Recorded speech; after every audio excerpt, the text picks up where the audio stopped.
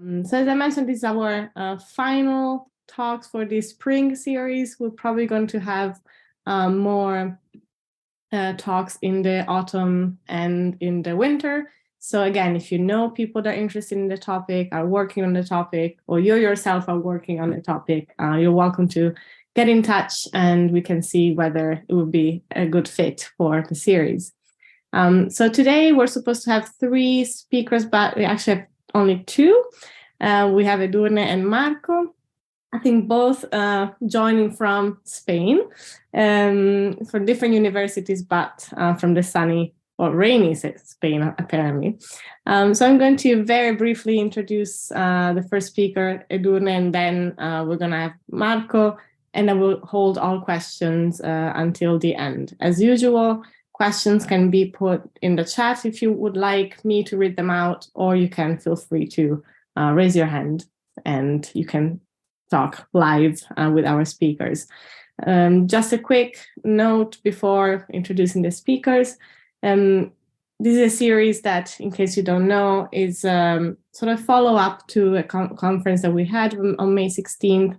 And the aim of both the conference and these talks is to explore the issue related to the way in which fake news are communicated, distributed, so a more of a linguistic focus on fake news. And of course, there's many ways that we can understand what fake news is. It can be propaganda, it can be misinformation, disinformation, but perhaps we can keep this for our discussion at the end of the 2 talks. So I'm going to start introducing Edurne. Let me pick up the bio. She's a pre-doctoral student at the University of Navarra.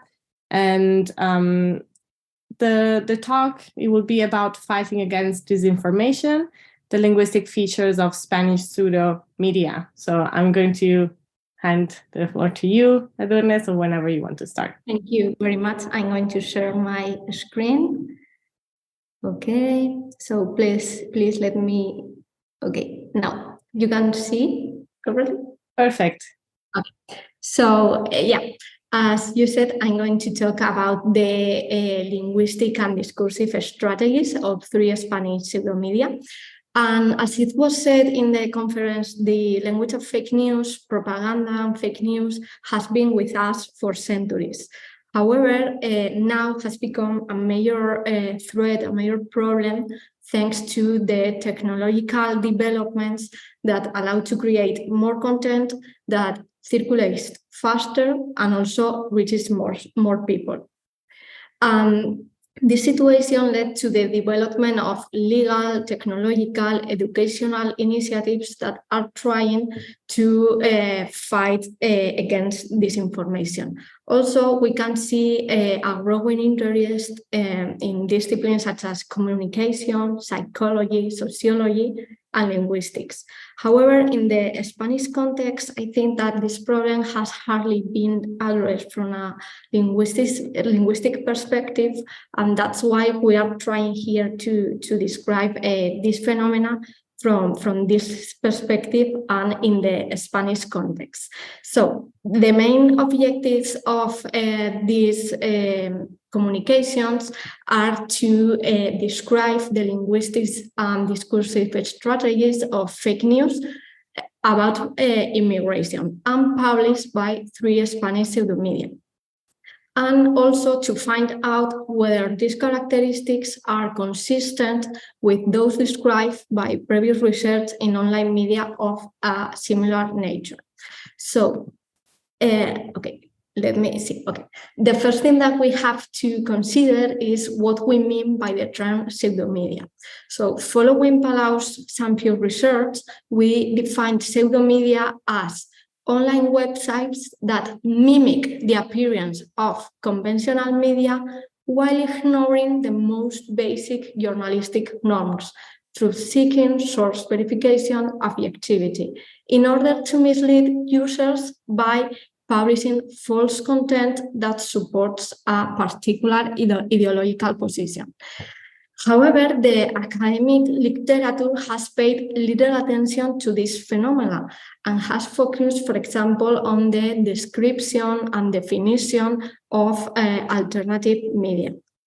At the end of the 20th century, researchers said that alternative media were media driven by left-wing movements that were trying to fight for certain ideas and to give voice to some minorities. However, nowadays, researchers use this label to refer to online hyperpartisan media that publish alternative content that is not seen in mainstream media, and that also these alternative media support extreme ideologies. So these media are not defined by the publication of false content, but by their opposition to the traditional political media system. Despite this, we consider that these media can present some linguistic strategies that are similar to alternative media. Therefore, we are going to see if these linguistics strategies are similar. So researchers say that these online partisan media, that alternative media, are defined by a sensationalist and populist style, which involves the use of colloquial language, emotional lexicon, metaphors to discredit an opponent, and the use also of certain nouns and pronouns to show an opposition between an us and a them. And also some researchers saw the use of an evaluative lexicon, which also means a mixture or shows a mixture of opinions and facts. So taking into consideration all of this, we had to collect our corpus. So, as I said, we study news articles by three Spanish pseudo-media, Mediterráneo Digital, Alerta Digital, and El Diestro, about hoaxes that are related to immigration. Two of these websites claim to be independent, while the other one says that they are like the reference of people who support right-wing ideology. However, the three of them defend far-right positions, and they create hoaxes that can be described as anti-feminist, anti-feminism, anti-immigration, and also anti-LGBT people. In this case, we study only the hoaxes that are related to immigration. These articles, they describe immigrants as criminals, as people who are unable to adapt to their host society, and as social assistance beneficiaries. However, when we were collecting this, the corpus, we realized that these websites do not only publish false content, but also some real news. So, as we wanted to study the language of fake news, of false contents, we couldn't just download all the articles published by these websites. So we decided that we were going to study the articles that had been verified as false by a reputable fact-checking company, Maldita.es.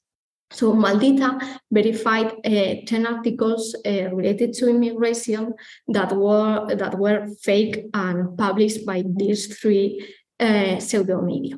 So in relating to the methodology, we first carry out a quantitative analysis using the corpus sketch engine, and we studied the frequency of nouns, adjectives, and verbs to see if this sensationalist and populist lexicon were used. And then we decided that we had to do a qualitative analysis to make sense of all of this, no? To explain all the data. So the first thing that I'm going to show you is the results of the quantitative analysis. So in relation to this analysis, we wanted to see if there was a use of metaphors, colloquial language, evaluative vocabulary, even insults or humiliating language. However, we couldn't see among the most frequent words any of this.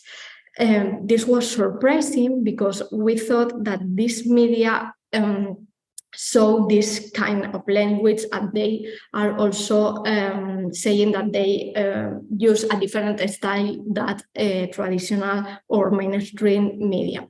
So we focus on how then they portrayed or referred to immigrants, and they used the descriptive neutral term immigrants. And this was also surprising because in a previous research about the Spanish far-right party, Vox, we saw that this party, in the discourse of this party, when they were talking about immigration, they referred to immigrants as invaders, assailants, soldiers. So they were creating a word frame to instill fear in citizens and to promote hatred towards immigrants. But none of this was seen in this corpus. The only noun that shows a connotation is the term foreigner, and it was used in this corpus to refer to immigrants and to establish, to create an opposition between Spaniards and immigrants, no, and people who come from other countries, as you can see in the second example. In the Community of Madrid, 76% of rental subsidies since 2016 have gone not to Spaniards but to foreigners, mostly from Islamic countries. So they are creating an opposition between Spaniards and immigrants. And also representing them as social assistant beneficiaries, they are trying to promote hatred or some discrimination towards them. In relation to adjectives, we couldn't see this sensationalist and populist language either. But what we saw was, again, this opposition between what they think that belongs to Spain and immigrants. So the first most frequent adjective was social, and this was not a surprise, as they were portraying immigrants as welfare beneficiaries. And the next three adjectives were more interesting because they were favoring this opposition. They create this opposition between Spaniards and immigrants, and also between illegal immigrants and legal immigrants. Illegal immigrants, according to the Pseudo-Media, don't deserve anything from the Spanish people, but legal immigrants are welcome here. So again, we have this opposition. This was also interesting that among the less frequent adjectives, we found some evaluative adjectives such as unjust, intolerable, unfair, terrible. So by using these terms, they were evaluating, judging some situation, policies, people, the government, and they were, according to the appraisal theory, they were establishing what they consider that is right, moral, normal. So there was a use of an evaluative language. And this example is really interesting. It says, Spaniards keep paying unfair and exorbitant taxes to receive hardly any services to justify it. But foreigners receive these services without having contributed in tens of thousands of cases to the slightest maintenance. To some, this situation may seem normal and even desirable. So this example is interesting because we can see the use of these evaluative terms, and also because they introduce a voice to some. The situation may seem normal, that is not that the readers cannot say who these people are. So there is also a use of vague language. And this imprecise language is also seen in the use of the modifier thousands that is really frequent in our corpus. And instead of using an exact number, an exact figure, they just use the word thousands because they don't have any data. We have to take into account that they are making up news, so they can't refer to external sources to verify, to give data. So they use vague language to tell things in a general way. The last thing that we studied was the frequent adverbs, and we focus on verba dicendi, that are these verbs that introduce quotations and also guide the reader through the reading. It is interesting that they only use 6 verba dicendi, and these can be defined as neutral, as descriptive. And these tell us 2 things. Again, that they are not introducing other voices, new voices in their text. And also that they are using this descriptive, this neutral language. So although this communication studies a small sample of text, I think that it is interesting because we can see how this Spanish pseudo-media refer to immigrants, use some language in their fake content.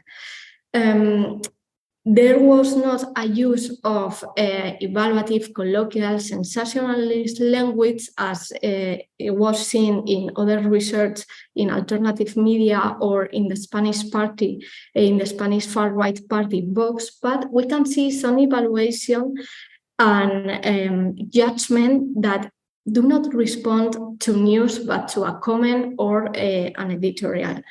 In relation to this, there is also this use of vague language that is not common in the mainstream media. And moreover, we can see that they are trying to create an opposition, a fight between Spaniards and immigrants.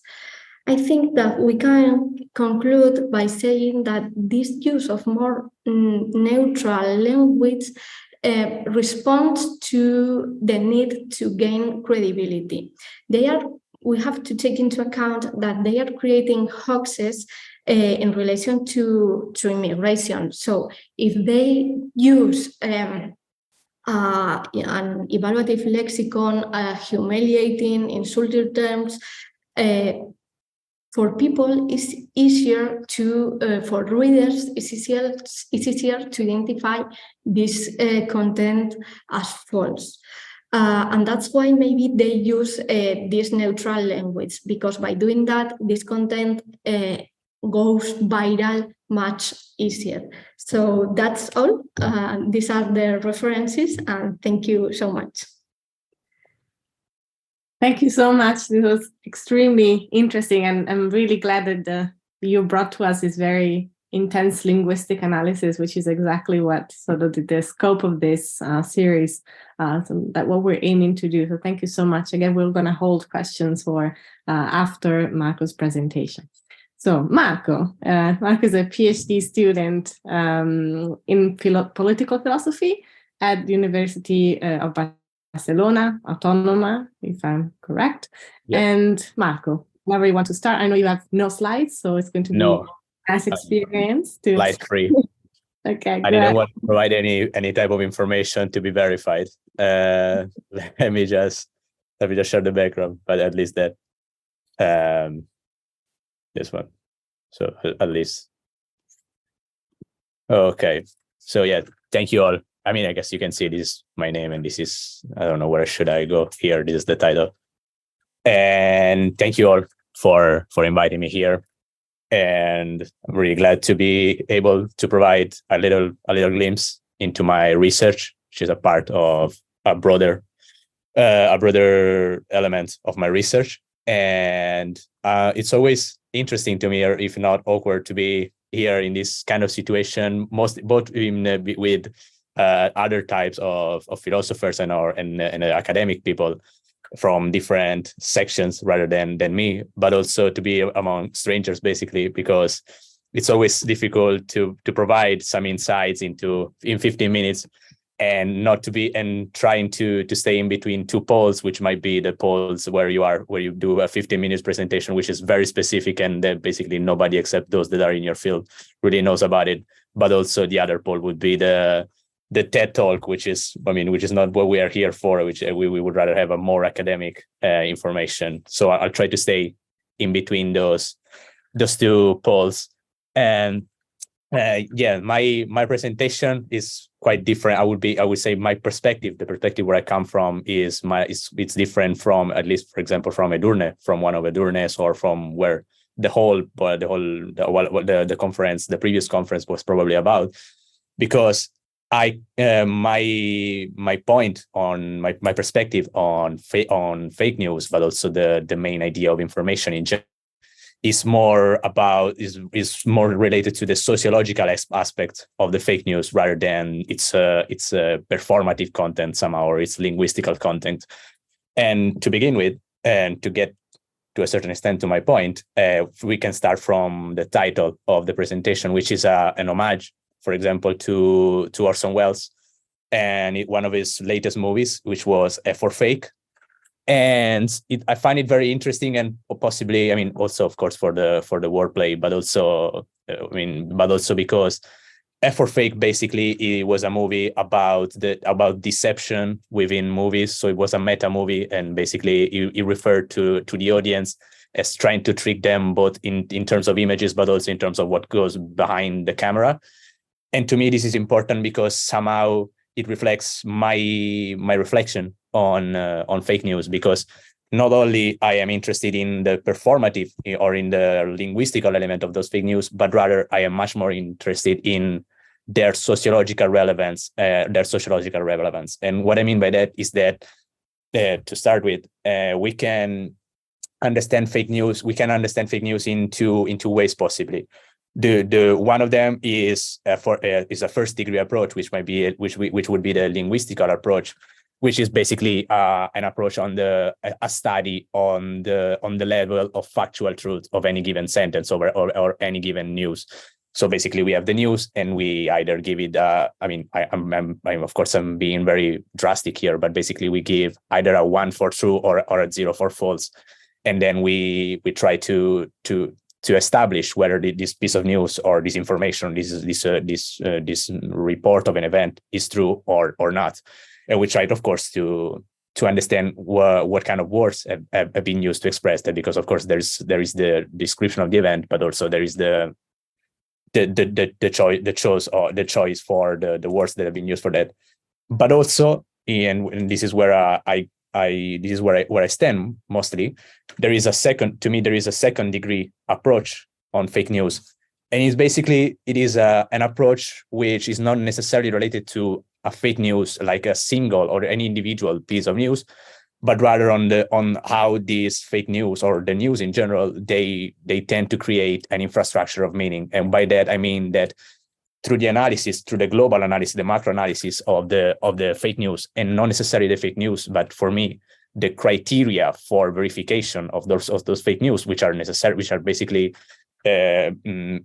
judgments of values to a certain extent. Through them, we can understand what are the criteria for verification, and therefore what is accepted as truth and power to a certain extent within any given society. And of course, I will have to provide a little bit of background for this, which is, something that is obvious, but needs to be at least established. And it's basically, we have three elements here to try to understand where I'm coming from and where I want to go. The first one is pretty obvious. They're all pretty obvious, but again, they need to be established. First one would be the fact that with the advent of the digitization, we have a huge shift in the informational landscape. And by that, I mean that we have a shift from a scarcity to abundance of information. And of course, this means that whether in the past we had a certain channels to gather information, now we have information is everywhere, and also it is available at real time and at the speed of light, basically, as Marshall McLuhan might be saying. And of course, where there is a like Dr. Williams says in his book about attention, whenever there is a shift between scarcity and abundance, there is also another shift. There might be generally another shift from abundancy to scarcity. And this, of course, in this perspective, what was abundant before but now is scarce is the attention, of course. And therefore, our attention, which was abundant before because we had less information, we had less direct information at any given time, now becomes scarce, of course. And therefore, there is this much different approach towards information, where we know that we can have all the information that we want, but we don't have enough attention in terms of cognitive capabilities, but also in terms of time to gather all that information. And therefore, we might say that every technology, all those technology that allow for a progress in data gathering, they always need another type of technology in order for us to absorb this surplus, because otherwise we have a lot of information, but we know that there is a huge danger in how we approach and then elaborate the information.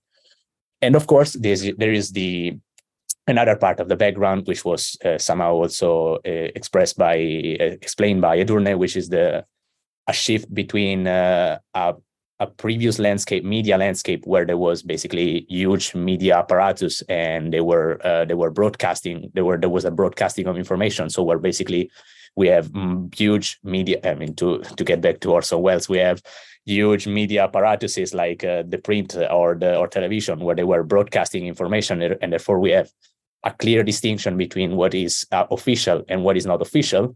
And therefore we know that something which is official is the media, is the mass media. And then we have the alternative somehow information, or the independent information, which is a different type of information.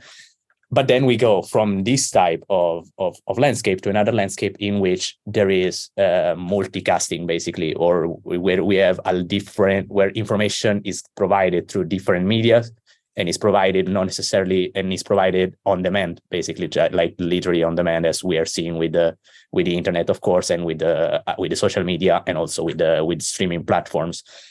And this basically somehow the third element that we need to add to this background is somehow some sort of psychological but also anthropological background, which is the fact that we are, as humans, actually as living entities, we always try to adapt to an environment through a series of heuristics. And what I mean by that is that we are, especially right now, but all the time we are constantly within a landscape or within a scenario that provide us with a series of information that we cannot necessarily absorb at any time, because we don't have the capabilities for that. And heuristics are basically techniques that we need to absorb this information in the shortest possible way, so that we can, even if at the cost of being wrong, we know that we can adapt to a certain environment. Otherwise we will be crazy, because we will be analyzing, for example, all the time if the I don't know, my pasta is poisoned or not. We go through a series of heuristics in order for us to survive within a certain environment. And this, of course, is the background that needed to be shared. And what we see right now, so if we go to the contemporary age, what we see is that we are somehow witnessing on a twisted plot the demands of the 60s, especially those demands that were required by the philosophers, but also by the workers in the 60s, and also by the students, especially for the 60s, where basically they were requesting information for everybody and also no more authority. And this is especially the big element for me. So what we are seeing that even if a legit request, a legit demand that was made 50 years ago or during that period, which was a legit because it was basically preventing people from getting basically higher economic status or higher social status. What we're seeing is that when authorities fail, there was a certain type, we forgot to think about what comes after the erasure of the authority. So this can be economically or social, or this can be economically liberating, but we're seeing that it's being socially dangerous, because when we destroy, and this is where again, this is why I need to do all this to provide all this background, because as soon as we destroy or we manage to destroy the former gatekeepers, or the gatekeepers, they say, of the industrial age or the pre-industrial age, we destroy those gatekeep a certain a specific type of subjects, of elements, of people whose authority clearly depended on clearly codified rules. So we knew why the authority was authority as such, because we had, for example, the rules of the academia, or we have some specific, or the rules of the political rules, and therefore we knew that they were authorities for a specific reason. And we know and we see right now that we are replacing those authorities with new types of authorities, which we are, first of all, still trying to figure out who they are. And also we are trying to figure out why and how are we creating those authorities. We are trying to understand what is the criteria for authority, for providing them with some sort of new authority. And we are seeing, this is pretty much obvious also, that the criteria somehow are the popularity, or at least they are mass. It's criteria that are created by mass media, or by the masses. Basically, they are not necessarily what came before, which was even though they were corporative, they were somehow legit because they came from a hierarchical perspective. But again, I don't want to sound like somebody who wants to get back to the ancien regime, but I just mean, what I mean by that is that it's just that when we switch from a paradigm to another, we have this huge element, which of course influences also how we see the world. And because basically in a world we have, let's say the previous paradigm, when we have less access to information, we rely on a hierarchy. So we have less information, but we know that information that we have is filtered through somebody that filtered that way because he has some sort of authority and power to do that. And therefore we rely on gatekeepers whose code of recognition may not be clear for us. And this is very important because I'm reaching the end of my presentation. We rely on them, even though we don't really understand, or we don't really agree with the ways in the ways why they've been made authorities as such. And that's not a critical element, but it is a social element. This we believe in them because we live within a society whose judgment of values were clear, or at least were shared by a big number of people, or at least by the majority of the population. And even if we didn't have the tools for understanding that, or we didn't have the necessary understanding on how those authorities were made as such, we at least believed in them by social, let's say, by peer pressure somehow, or by citizenship somehow. And this was also important because these authorities were accountable, and therefore we could hold them accountable for what was said and what was done in the media, or what were the news that were circulating at the time, because at least we have a specific person or specific subjects that we know we are holding responsible for those specific information. Whereas, of course, in a world where information and gatekeepers are abundant, we are not necessarily more gullible or more stupid. We just need more time. We have more information, and when we have widespread information and widespread gatekeepers, and therefore in an environment as such, the information will only has value when it's filtered, evaluated, and basically pointed by others. But we have to do the job twice, because we need to check the information, but also check who are those that are filtering this information. And therefore what I mean is that we are not more stupid, or when we talk about fake news in terms of, for example, those people that believe in something that might be, I don't know, that it's just a matter of understanding how the world goes. It's not necessarily like that, because we basically what those, I mean, most of them, I mean, some of them are, I don't want to blame them, but I'm blaming them, yes. But the thing is that we are exercising our cognitive abilities differently. We have to get back to what I was saying. We have new forms of heuristics to approach our informational world. And this information are mostly spent on the gatekeepers themselves rather than the information. And this is a difference that we have from the previous paradigm, because if on the previous paradigm we had to quote, for example, Tim Leary, one of the great leaders of the 70s or the counter-revolution, we had question authority. In this way, we cannot question authority because we don't know who the authority is. So we need to create an authority and then maybe question it. But it's a double work, because we are not having an authority capable of at least holding a huge segment of the population under the same ideology somehow, if you want to define it like that. And therefore we spend more time understanding who to believe and why. So the more and we are in the internet, especially, we are on a disambiguating environment. So basically the internet also provides a lot of information, but it also decontextualizes it. So we have to also contextualize it, put it into context. And therefore, to put it into context, we have to rely even more on the opinions of the others. And therefore, this is, again, as I was saying, this is not necessarily, and this is why I was saying that it is a second degree of heuristics, or a second degree of analysis of the fake news.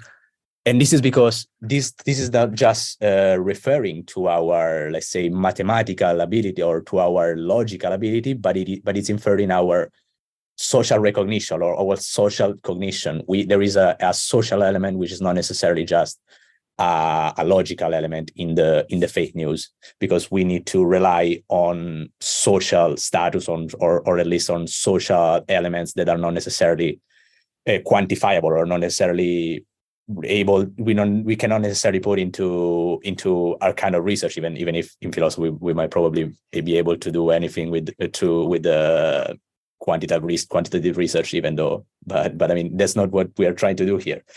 And therefore, and this is where I finish, because I think we are probably in the 15 minutes or so.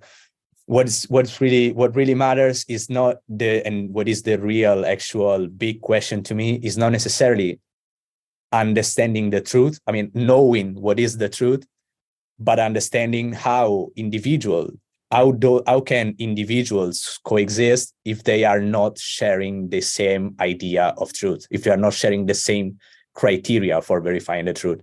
How can they, and this is the big question to me, and I mean, I know ending with a question is really not a good thing for a speech, but the great question would be, how can these people be under the same laws and under the same territory if they are not actually living within the same word, the same symbolic word? And this would be the end of my presentation. Thank you, Mark. It was well, you say that you were sort of moving away from what seemed the focus of the series of the language, but it's actually what most of the things that you touched upon were at the core of the discussions that we had during the conference, because it is things that we need to, when thinking of languages, of course, you need to then reposition our understanding of what language does. And of course, the relationship with truth is also absolutely fundamental.